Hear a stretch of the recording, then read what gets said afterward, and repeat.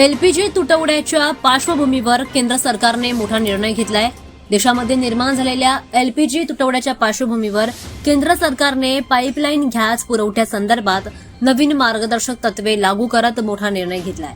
त्यासोबतच घरगुती ग्राहकांना प्राधान्य देत पीएनजी, सीएनजी आणि एलपीजी उत्पादनासाठी लागणाऱ्या गॅसला 100% पुरवठा कायम ठेवण्याचे आदेश दिलेत।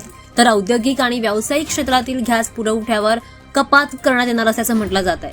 मध्य पूर्वेतील संघर्षामुळे एलएनजी पुरवठा विस्कळीत झाल्यामुळे भारतामध्ये एलपीजी संकट निर्माण झालंय आणि सोबतच देशाच्या सुमारे 60% एलपीजी गरजा आयातीवर अवलंबून असल्याची परिस्थिती अधिकच आता गंभीर बनत चालली आहे आणि त्यामुळेच सरकारने नॅचरल गॅस ऑर्डर 2026 लागू करून गॅसचे प्राधान्यक्रम निश्चित केलेत, ज्यामध्ये घरगुती पीएनजी वाहनांसाठी सीएनजी आणि एलपीजी उत्पादनाला सर्वोच्च प्राधान्य दिलं जात आहे।